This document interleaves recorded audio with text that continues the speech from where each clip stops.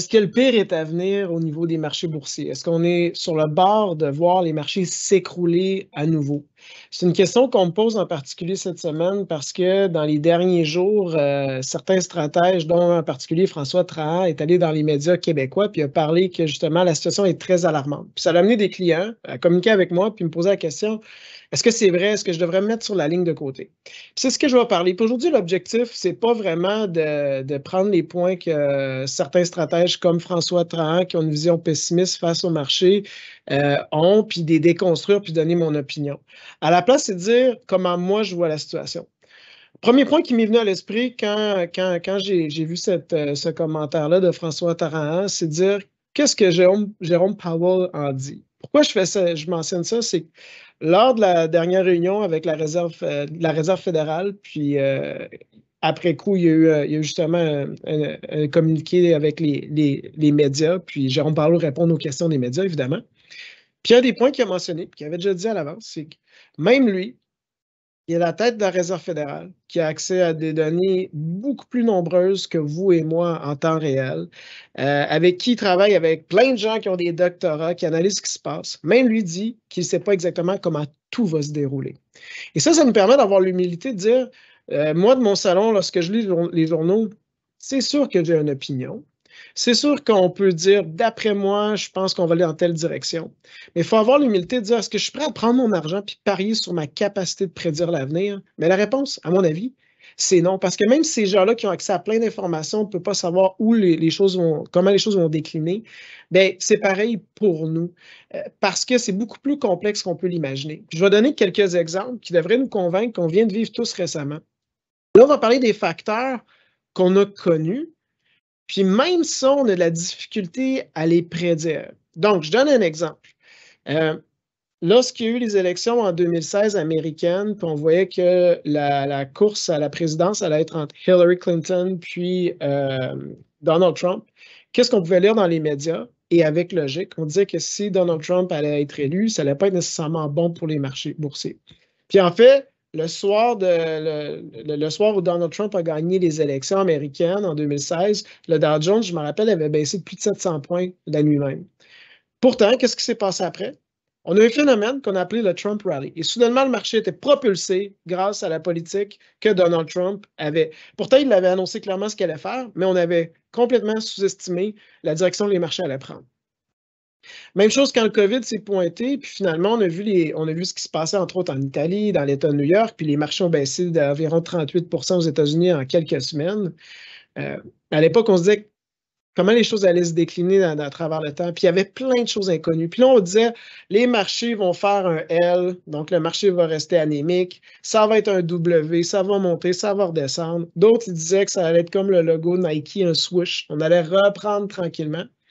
Puis, je ne peux pas vous dire un seul économiste au Canada qui a dit que le retour allait être avec un V, un grand V. C'est effectivement ce que ça a été fait parce qu'on avait sous-estimé les interventions monétaires des banques centrales puis des gouvernements qui allaient amener énormément de liquidités, à quel point le consommateur allait être résilient, puis à quel point même on allait avoir des comportements spéculatifs. Donc, même quand on était au cœur de l'action, on avait la difficulté à prédire comment les choses allaient se dérouler. Le dernier exemple que je vais vous parler, c'est l'année dernière. Lorsque l'armée russe était à la frontière de l'Ukraine, combien de personnes disaient « Je ne pense pas qu'ils vont aller jusqu'à attaquer la capitale de Kiev en Ukraine, les Russes, ils vont plus s'attaquer à la région du Donbass. » Puis finalement, quand c'est arrivé, c'était quoi la réaction de tout le monde? Tout le monde pensait que l'armée russe allait renverser rapidement le gouvernement ukrainien. Et finalement, on est un an plus tard et le conflit est toujours en place. Donc, même quand on connaît les risques, c'est très difficile de prédire l'avenir. Puis même pour un stratège comme François Trahan, faire des prédictions, c'est très difficile. On peut voir ces prédictions où François Trahan a dit aux gens d'être conservateurs au niveau des marchés, puis il anticipait une baisse des marchés en 2010, en 2016, en 2017 et en 2019. Finalement, un point que j'ai observé, il était plus positif au début de 2020, juste avant le COVID. Le point ici, c'est pas de faire de critiquer les prévisions de François Trahan, c'est que je veux mettre la lumière que c'est très difficile pour un investisseur, puis j'aurais pas la meilleure feuille de route, de prétendre de dire que je suis capable de prédire l'avenir. pour les facteurs que j'ai mentionnés. Et encore plus, c'est quand on fait une prédiction sur 12 mois, c'est qu'on prend en compte les facteurs qu'on connaît, puis même là, on peut mal les interpréter comme je viens de donner des exemples. Mais le point encore plus important, qu'est-ce qui va faire bouger la bourse dans les 12 prochains mois? C'est des facteurs inconnus. Je m'explique. C'est des facteurs qu'on n'attend pas.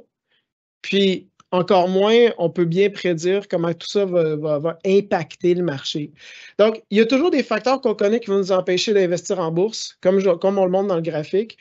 Cependant, la bourse, à long terme, va continuer de croître. Et non seulement ça, on ne connaît pas les surprises qui nous attendent, positives ou négatives, qui elles aussi vont avoir un impact. Donc, c'est pour ça que ces facteurs de contingence-là, on ne peut pas les mettre dans notre projection, puis ils vont se pointer le nez, puis ils vont influencer le marché, puis on n'a pas de contrôle, puis on ne peut pas regretter de ne pas les avoir anticipés. C'est tellement impossible à faire. Combien de stratèges avaient planifié l'impact d'une pandémie 6 mois en avance? Combien de stratèges avaient planifié l'impact d'une guerre en Ukraine 3 mois d'avance? Personne, parce que c'était impossible à prédire. L'autre point aussi que ça m'a amené à réfléchir, c'est des fois, je parle avec des investisseurs, puis là, ce qu'ils vont faire, je vais appeler ça la pensée polycrise, c'est qu'ils vont me lister tous les enjeux auxquels on a à faire face. Et puis, on en a, hein. On a la guerre en Ukraine, les tensions entre les Américains puis le gouvernement chinois. On a l'inflation, on a l'impact de la hausse de taux d'intérêt, on a le réchauffement climatique. Et là, on va regrouper ça ensemble pour faire notre projection future. L'enjeu qu'il y a, c'est qu'il faut se rappeler que chaque défi est indépendant l'un de l'autre. On peut les attaquer un de manière indépendante. Et il y a aussi des facteurs positifs. Il ne faut pas avoir un biais seulement négatif, mais il y a des facteurs aussi positifs. Il faut prendre l'ensemble de la chose.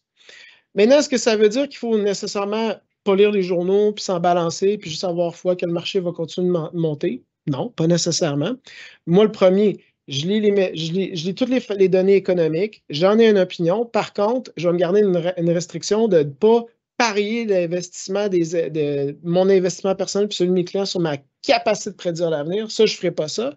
Par contre, je peux adapter mon portefeuille par rapport à ce qui se passe. Puis moi, ce que je dis aux gens, je dis, la qualité des questions qu'on se pose va déterminer la qualité des réponses qu'on va trouver, puis c'est là-dessus qu'on peut faire une stratégie de placement. Et peut-être la bonne question à se poser, c'est pas de se demander ça va être quoi le taux de l'inflation dans les 12 prochains mois, mais c'est peut-être plutôt autre chose en fonction d'une économie puis d'une géopolitique qui est constamment en changement.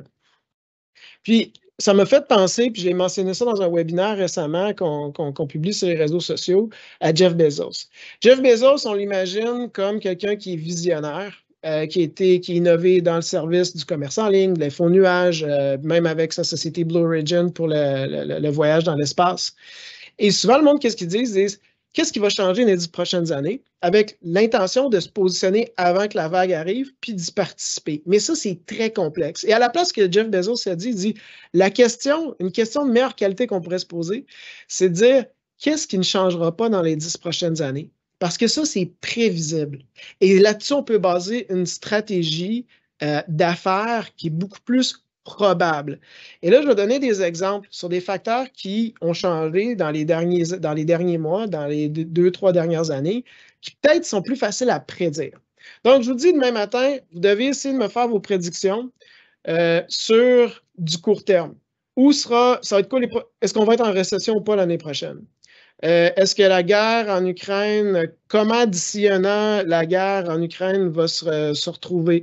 Où elle va se retrouver? Ça va être quoi les tensions géopolitiques entre les États-Unis et la Chine dans un an?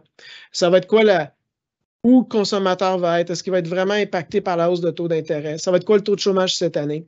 Ça va être quoi? Où l'indice du S&P 500 va être le 31 décembre de cette année? Ça va être quoi la prochaine décision de la Banque centrale du Canada ou de la Réserve fédérale aux États-Unis? Ces questions-là, ce que je vous dis, ça ressemble un peu à ce qu'on parlait, c'est que il y a plein de facteurs qui peuvent influencer ça, puis c'est très difficile d'y répondre. Fait que moi, ce que je vous dirais, c'est que si vous tentez de vous positionner puis penser à l'avenir, donnez-vous une plus grande marge de latitude. C'est plus facile de savoir qu'est-ce qui va arriver, c'est quand on ne le sait pas. Donc, dites-vous, j'aurais peut-être à regarder les tendances sur 5 à 10 ans. Parce que là, je me donne le temps. Le temps va jouer en faveur, plutôt qu'essayer de faire une prédiction sur un an. Et l'autre point, c'est qu'est-ce que j'aimerais essayer de prédire? Et là, je vous dirais, dans les dernières années, d'après vous, dans 5 ans ou dans 10 ans, est-ce qu'on va avoir plus de gestes concrets faits par les acteurs du monde des affaires pour décarboner l'économie? Oui ou non? Est-ce que vous pensez qu'il va y avoir plus de gestes dans 5 ans qui auraient été faits entre de 2023 à 2028 par rapport à 2018 à 2023? On a vu récemment dans les médias les enjeux de chaîne d'approvisionnement, ce que ça a causé, puis on voit aussi des tensions entre la Chine puis les États-Unis. D'après vous, est-ce qu'il y a une tendance qui va se maintenir dans les 5 à 10 prochaines années de faire du onshoring, de se dire peut-être la fabrication concentrée dans un pays, c'est peut-être pas la meilleure stratégie, peut-être on va mieux distribuer ça dans diverses régions géographiques. Et on va ramener la fabrication ici.